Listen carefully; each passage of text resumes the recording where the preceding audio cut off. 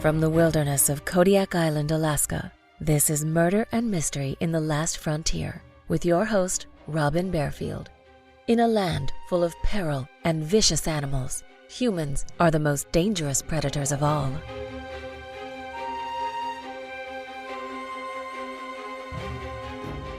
A family moves to a small Alaska village because they believe it will be a good, safe environment where they can raise their children. Then, the unthinkable happens. 11-year-old Mandy Lemaire only had to walk a short distance to her girlfriend's house.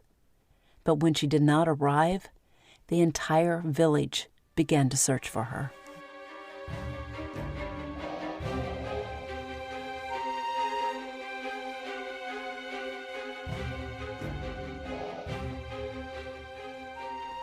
Welcome to Murder and Mystery in the Last Frontier. I'm your host, Robin Barefield, and I'm broadcasting from the heart of the Kodiak National Wildlife Refuge on Kodiak Island in Alaska.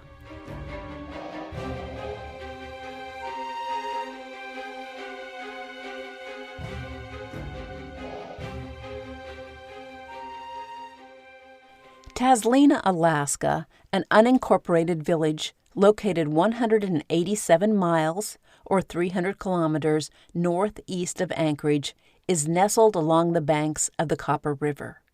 In 1991, 241 people lived in Tazlina. 11-year-old Mandy Lemaire, her parents, and brothers had just moved to Tazlina from Anchorage a year earlier.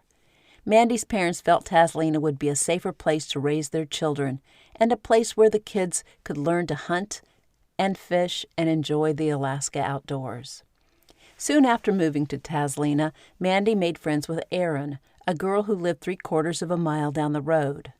On August 22, 1991, with only a few days left before the beginning of the school year, the girls asked their parents if they could get together to play. Mandy invited Erin to her house, and with their parents' permission, Mandy planned to walk halfway to Erin's house, where the two girls would meet and then return to Mandy's house. Mandy's mother was reluctant to let her daughter walk by herself, not because she was worried about humans, but because they lived in the Alaska wilderness, and she was concerned Mandy might run into a bear or a moose. Mandy would not have to walk far, though, before meeting Erin, and Mandy's mother watched her walk down the road. Mandy had long blonde hair and wore a pink jacket. Mandy's mother knew Mandy would only be out of her sight for a short while before she rendezvoused with Erin. A half hour later, Erin arrived alone at the Lemaire house. She said she saw no sign of Mandy during her walk. She waited for Mandy for several minutes at the halfway point, but then decided to walk the rest of the way to Mandy's house on her own. Mandy's parents, Valerie and Dave, were not immediately concerned and guessed the two girls had just somehow missed each other. They followed the path Mandy would have taken along the neighborhood airstrip, but when they saw no sign of their daughter, they alerted others in the small village, and soon neighbors organized a community-wide search.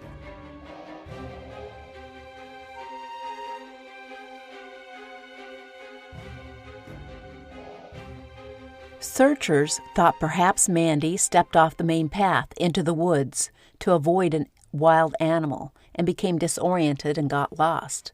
Could Mandy have fallen into the Copper River?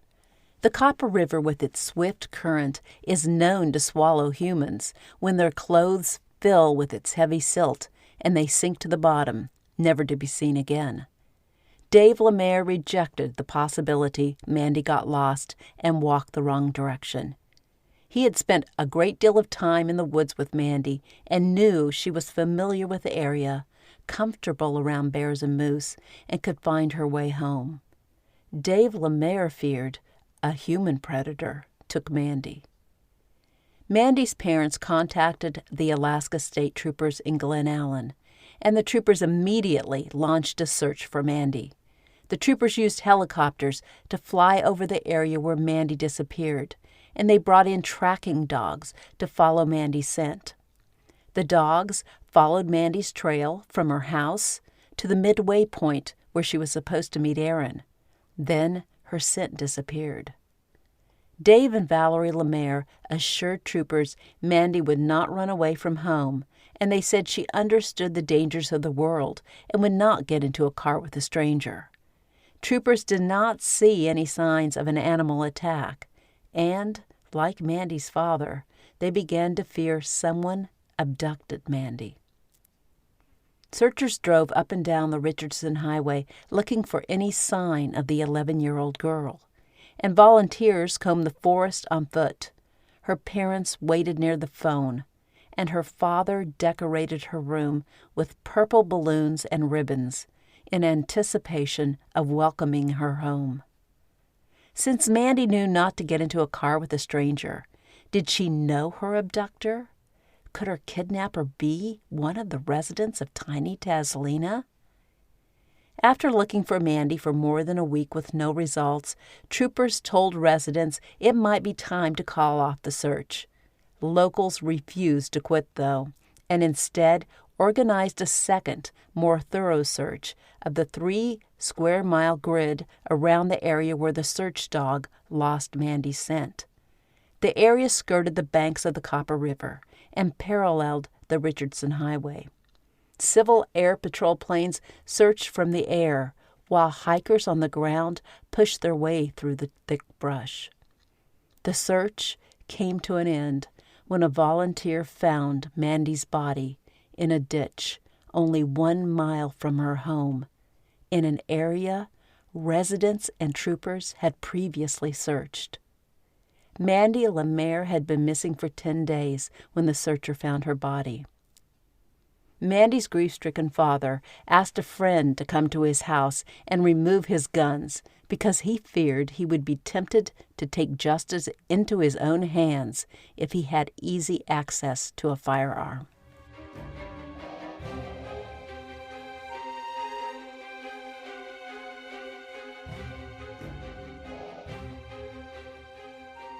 A preliminary investigation revealed Mandy was raped and shot in the head twice with a small-caliber weapon. The medical examiner pinpointed the murder weapon as a .22 caliber and specified the murderer raped Mandy with an inanimate object. The pathologist also noted a cut on Mandy's lip and determined Mandy sustained the injury at least 12 hours before she died. What terrors did Mandy experience before her death? Defensive wounds on Mandy's hands showed she fought her attacker, and according to trooper investigator Jim McCann, Mandy was first shot in the face while she looked up at her attacker, and then when she slumped forward, her killer shot her in the top of the head. Alaska State troopers said they were looking at several possible suspects. Residents of Tazlina feared the murderer was one of their neighbors, and quite possibly one of the people who had been part of the search party. If the killer helped with the search, then he would know what areas had been covered, allowing him to move Mandy's body to a recently searched location. The remote area where searchers found Mandy's body also suggested her killer must be someone local, because the area could only be accessed by a series of twisting trails known only to those who lived in Tazlina. Although investigators announced publicly that they were looking at several different suspects for the murder of Mandy Lemaire, they mainly focused on one man, Charles H. Smithhart, 61, a retired laborer and handyman. Smithhart had a wife and 6 kids in California, but he'd moved back to Alaska to live near his mother, a well-respected village elder. From the beginning, investigators noted Smithhart's obsession with Mandy's disappearance. Smithhart, who was usually a loner and kept to himself, was one of the first to volunteer to search for Mandy. After searchers found Mandy, investigators did not release information about the condition of her body. Mandy was missing her pants and shoes, but police purposely withheld this information from the public. As Smithhart stood next to a trooper watching a helicopter fly low overhead soon after Mandy's body was found. He told the trooper he assumed those in the helicopter were searching for Mandy's clothes. Only someone involved in murdering Mandy and dumping her body would know she was missing some of her clothes.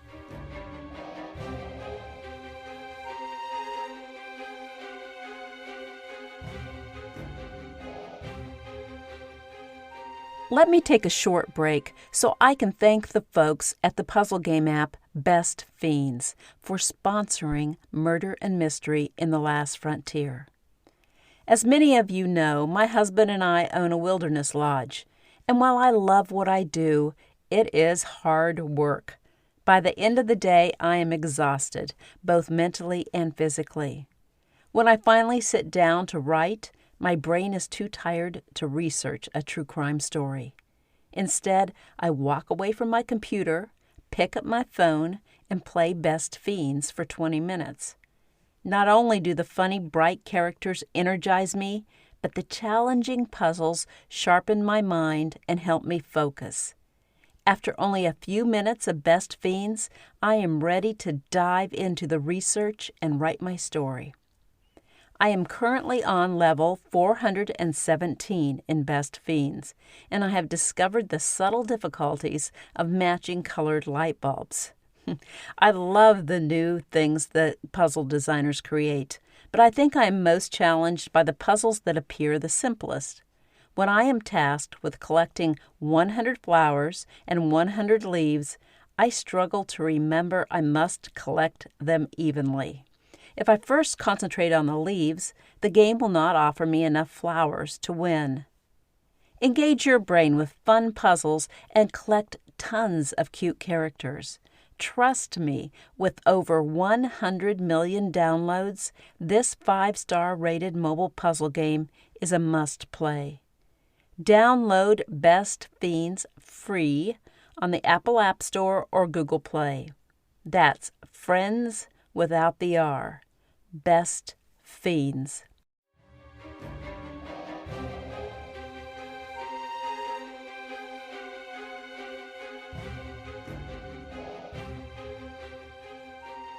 Troopers received an important tip from Dave DeForest, a local truck driver and construction worker.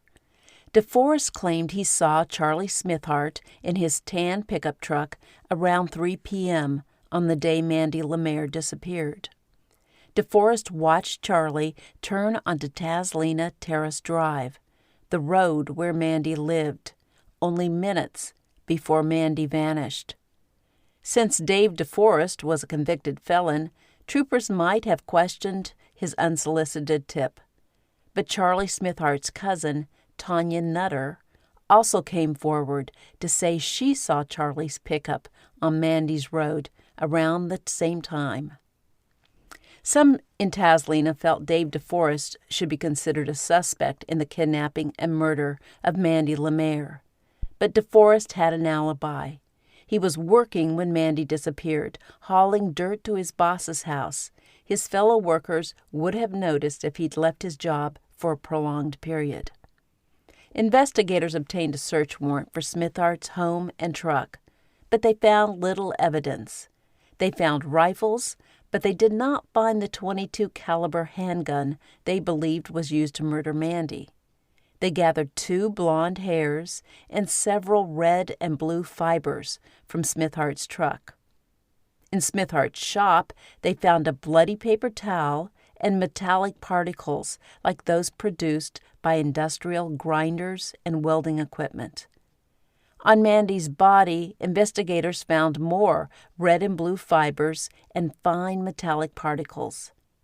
They soon learned the 2 hairs removed from Smithhart's truck were a match to Mandy Lemaire's hair.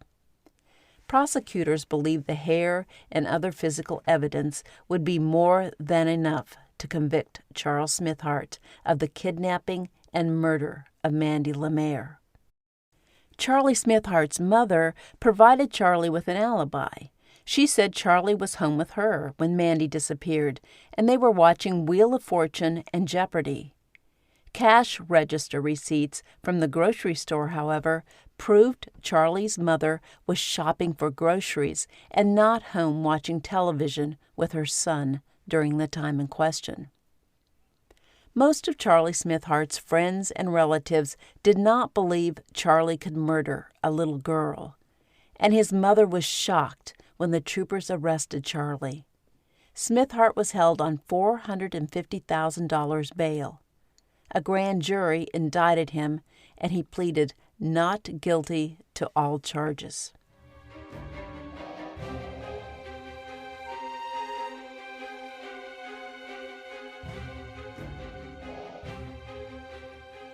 The prosecution team had little other than circumstantial evidence against Charles Smithhart, but they presented the evidence in a logical, compelling manner. The source of the red and blue fibers could not be pinpointed, but the prosecutor explained how investigators were able to positively match fibers on Mandy Lemaire's body to fibers recovered from a pair of coveralls stuffed behind the seat in Smithhart's pickup. The metallic particles found on Mandy were similar to particles found in Smithhart's truck and in his workshop. Most damning of all, though, were the 2 blonde hairs from Mandy Lemaire found in Smithhart's pickup. One of Smithhart's 5 adult daughters told detectives Charlie had molested her and her sisters when they were children. Several young girls in Tazlina testified about strange encounters they'd had with Smithhart in the weeks before Mandy disappeared. 2 girls recalled Smithhart following them in his truck while they rode their bicycles. Both girls had long blonde hair like Mandy. Smithhart's attorney argued Dave DeForest should not be believed because he was a known liar and a convicted felon. The judge, though, refused to allow defense counsel to suggest Dave DeForest might be the actual murderer.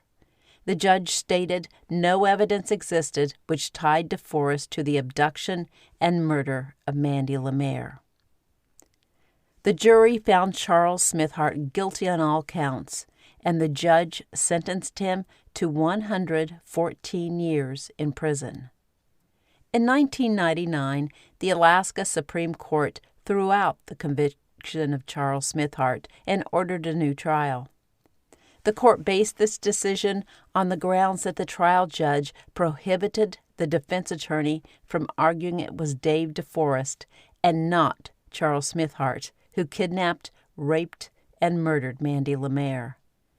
Before Smithhart could be retried, he died in jail from lung cancer. According to Alaska law, Smithhart could not be found guilty of murdering Mandy Lemaire because he died before his second trial. Trooper investigator Jim McCann said he harbored no doubt it was Charles Smithhart who abducted and murdered Mandy Lemaire.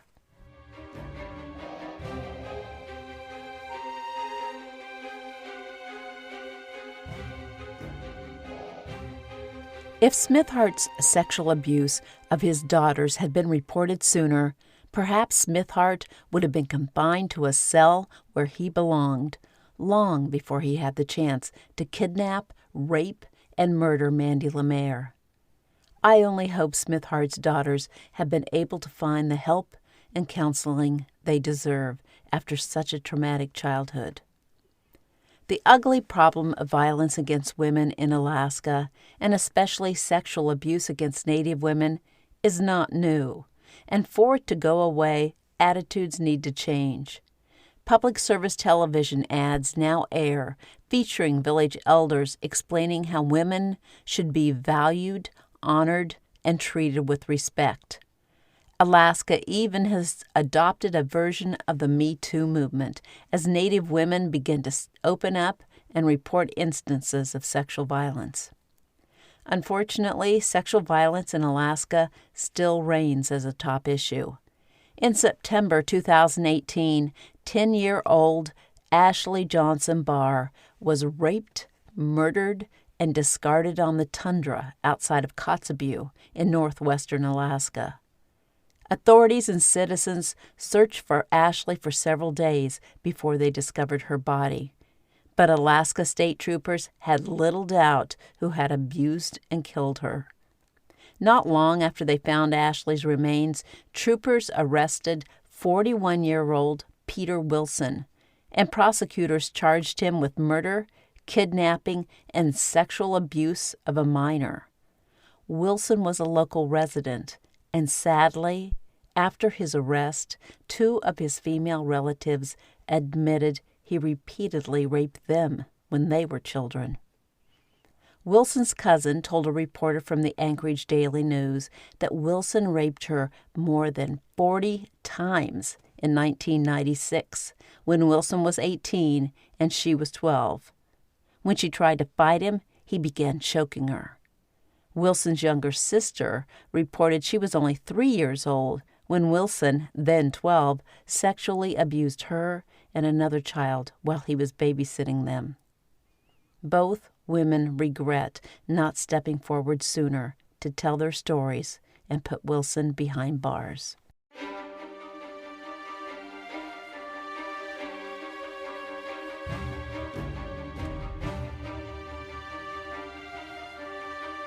Thank you for listening, and I hope you enjoyed this episode. Thank you to my patrons for your support. Check out the show notes for more information on how you can support this podcast and unlock extra episodes by joining the Last Frontier Club. You can also search for this podcast on Patreon to learn more about the Last Frontier Club. I'll see you soon for the next episode of Murder and Mystery in the Last Frontier.